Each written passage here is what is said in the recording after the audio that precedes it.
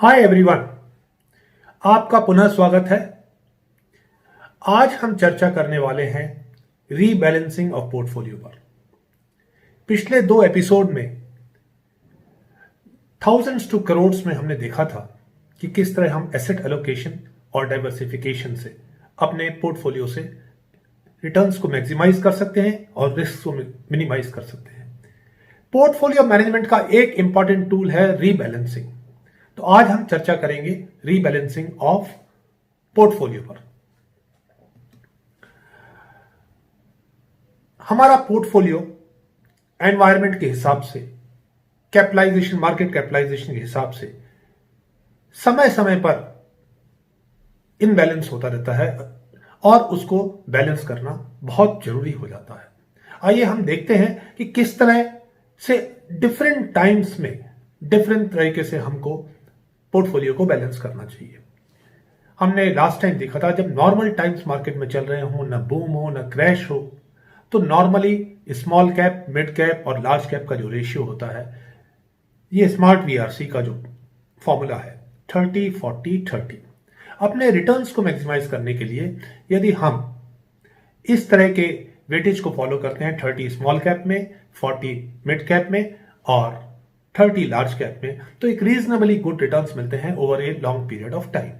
But what happens when the times are changing?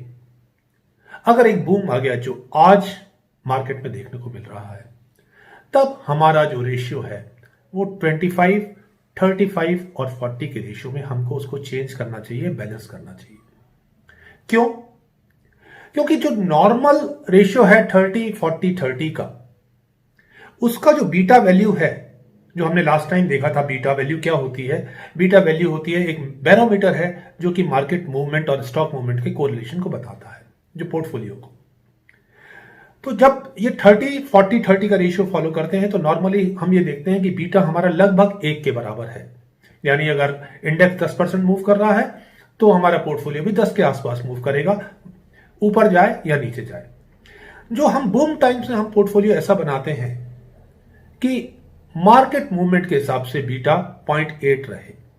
यानी अगर गिरे तो मार्केट के हिसाब से कम गिरे, और बाय द वे बूम में और बढ़ता है तो उस समय हमारा पोर्टफोलियो उस तेजी से नहीं बढ़ेगा जिस तेजी से मार्केट बढ़ेगा। बट सिंस बूम टाइम में एक करेक्शन आने का हमेशा एक अंदेशा रहता है, तो हम कोशिश ये करते हैं कि उस समय पोर्टफोलियो बैलेंस करके हम लार्ज कैप का वेटेज बढ़ा दें, ताकि अगर मार्केट में करेक्शन आ रहा है तो हमारे पोर्टफोलियो में करेक्शन उतना डीप ना रहे जितना डीप करेक्शन मार्केट में आएगा। और जब एक क्रैश टाइम आता है तब ये रेशियो हो जाता है 20-60-20 का। This is the research of smart VRC. हम आगे इसको एग्जाम्पल से भी देखेंगे।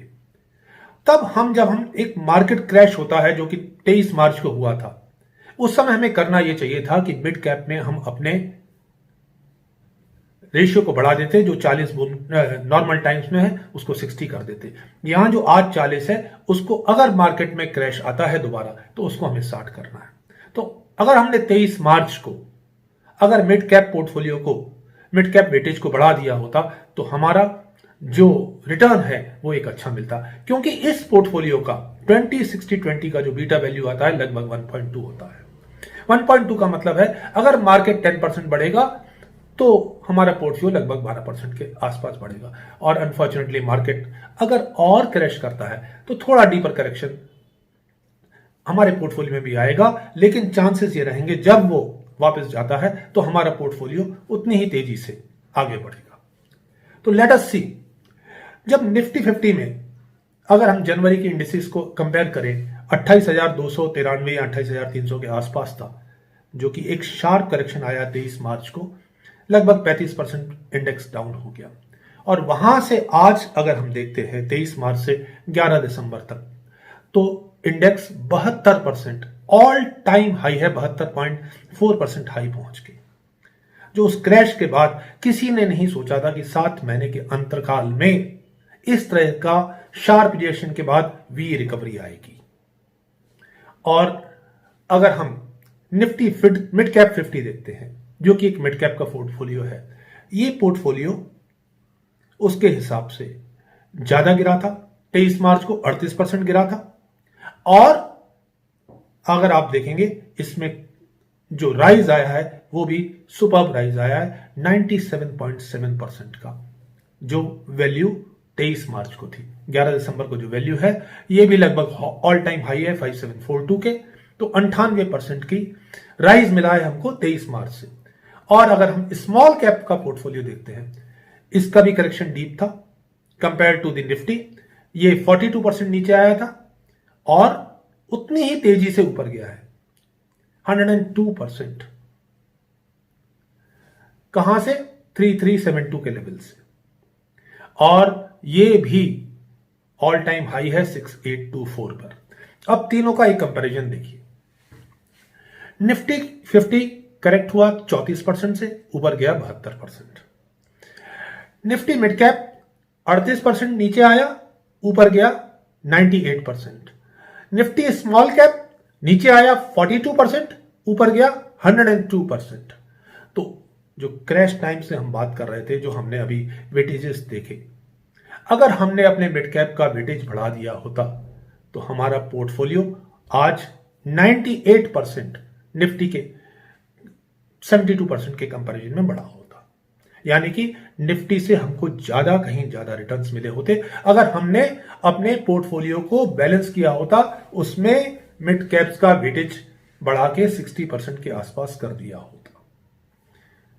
तो ये तो है मार्केट कैपिटलाइजेशन वाइज रीबैलेंसिंग। इसी तरह एक जरूरी है सेक्टर वाइज बैलेंसिंग। जब क्रैश आया था हमने देखा था कुछ सेक्टर्स डीपली क्रैश किए थे, कुछ सेक्टर्स में कोई फर्क नहीं आया था। और सिमिलरली जो करेक्शन आया है, कुछ सेक्टर्स रीबाउंड किए हैं, कुछ सेक्टर्स अभी भी उतना करेक्ट नहीं हो पाए हैं। तो आइए फिर अगेन एग्जांपल से देखते हैं निफ्टी के। अगर निफ्टी बैंक का इंडिसेस देखें निफ्टी के कंपैरिजन में, तो ये जहां निफ्टी 38% नीचे आया था, ये 47% नीचे आया। आज भी ये हाई पे नहीं पहुंच पाया है, बढ़ा है 81%, जबकि निफ्टी 72% बढ़ा था। इसका करेक्शन डीप था 48% था, but still it is not a high. जबकि निफ्टी के सारे इंडिसेस, चाहे वो निफ्टी हो, निफ्टी 50 हो, निफ्टी मिड कैप हो, निफ्टी स्मॉल कैप हो, उनके रिटर्न्स अच्छे रहे हैं। निफ्टी बैंक ने अभी उतना रिटर्न नहीं दिया है। रिटर्न दिया है 81% का compare to the lows, but not compare to the Nifty 50 and other indices. Similarly अगर ऑटो में देखें, एक शार्प रिएक्शन 23 मार्च को आया था, फिर एक और रिएक्शन आया जो इसका लोएस्ट इसने टच किया था 3 अप्रैल को, और 1 जनवरी के मुकाबले 45% डाउन आया था। सबसे शार्प रिकवरी यहां मिली है। 3 अप्रैल के लेवल से 103% करेक्ट किया है और ऑल टाइम हाई पे है 9189 के लेवल पे। क्यों?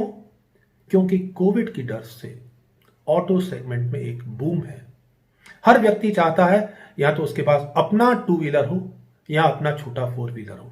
तो अगर आप मार्केट के स्टॉक्स को देखेंगे, जो 2 व्हीलर स्टॉक्स हैं या 4 व्हीलर स्टॉक्स हैं, सबसे ज्यादा मूवमेंट उन स्टॉक्स में आया है, और जो रिफ्लेक्ट कर रहा है निफ्टी ऑटो के करेक्शन में।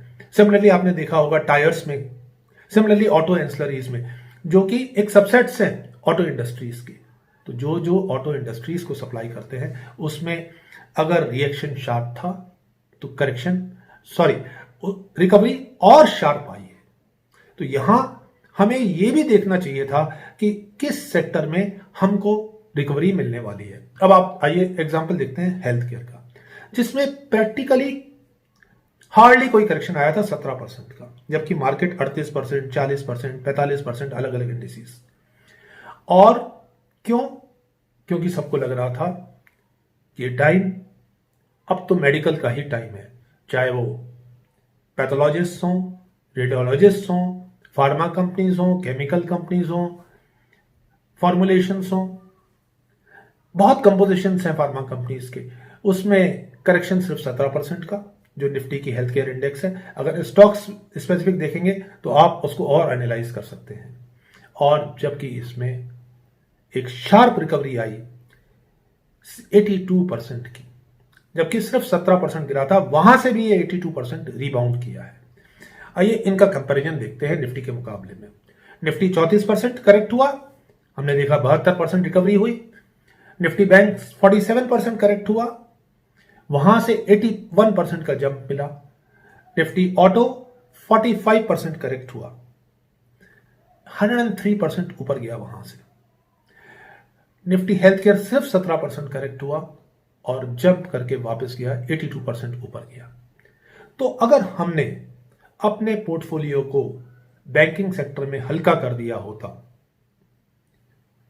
जब मार्केट क्रैश किया था, और हमने फार्मा कंपनीज में, ऑटो कंपनीज में ज्यादा इन्वेस्टमेंट किया होता, अपने पोर्टफोलियो को रीस्ट्रक्चर कर दिया होता, तो जो आज हमारे रिटर्न्स हैं पोर्टफोलियो के, वो कहीं बेहतर होते अगर हमने पोर्टफोलियो को चेंज नहीं किया है। तो ये एक एनवायरनमेंट के हिसाब से कि कहां ग्रोथ आने वाली है, कहां करेक्शन आने वाला है, पोर्टफोलियो को रीबैलेंस करते हुए चलना बहुत जरूरी है। तो इसके की टेकअवेज क्या है कि हमें समय समय पर, समय के हिसाब से, एनवायरनमेंट के हिसाब से, मार्केट कैप के हिसाब से अपने पोर्टफोलियो को रीबैलेंस करते चलना चाहिए। हमने रेशियोज ऑलरेडी डिस्कस किए हुए हैं। और सिमिलरली हमें अपने पोर्टफोलियो को सेक्टर वाइज भी बैलेंस करना चाहिए कि एनवायरनमेंट में आज कौन सा सेक्टर परफॉर्म करने जा रहा है, या किस सेक्टर की परफॉर्मेंस इंप्रूव करने जा रही है, या किस सेक्टर में प्रॉब्लम आने वाली है। तो सेक्टर वेटेज और स्टॉक वेटेज हमने लास्ट वीडियोस में भी डिस्कस किया था, हम फिर स्पेसिफाई कर रहे हैं। सेक्टर वेटेज 25% से ज्यादा मत रखिए। स्टॉक वेटेज, एक पर्टिकुलर स्टॉक वेटेज 12% के हिसाब से ज्यादा मत रखिए, और मिनिमम 3% के हिसाब से रखिए। तो learning from experts as usual, portfolio rebalancing sounds boring but it's a powerful investment strategy. कई बार लगता है कि क्या इसको बेच के ये करें, हम क्या करने वाले हैं, क्या होने वाला है, बट ये एक बहुत इंपॉर्टेंट इन्वेस्टमेंट स्ट्रेटजी है जिसके लिए एक good, sound and honest and experienced advisor की भी जरूरत पड़ सकती है। तो नेक्स्ट वीडियो में हम एडवाइजर की जरूरत पे चर्चा करेंगे कि किस तरह से एक अच्छा एडवाइजर, एक्सपर्ट एडवाइजर हमारे पोर्टफोलियो रीस्ट्रक्चरिंग में, रीबैलेंसिंग में, तीनों एलिमेंट्स में, एसेट एलोकेशन में, रीबैलेंसिंग ऑफ पोर्टफोलियो में और डाइवर्सिफिकेशन में हेल्प कर सकता है। तो कॉलिन जैकोनेटी कहते हैं, people don't want to rebalance when the stock market is doing well. आज जब मार्केट बहुत अच्छा है, 11 दिसंबर को, यानी कि लास्ट वर्किंग डे पे ऑल टाइम हाइज हैं, कोई हमसे कहे कि ये बेच के ये खरीद लो, तो शायद हम नहीं करना चाहेंगे। But what if the stock market did drop 20% and they had not rebalanced? यहां कोई डराने वाली बात नहीं है। जब आपको लगता है मार्केट सैचुरेशन की तरफ बढ़ रहा है या बॉटम्स की तरफ आ रहा है, तो अपने पोर्टफोलियो को रीबैलेंस करते हुए चलना ही समझदारी है। Thank you very much friends, happy investing. In the next video we will be discussing the role of a good, honest and experienced advisor in terms of helping us in the portfolio restructuring and portfolio balancing. Thank you very much for your suggestions.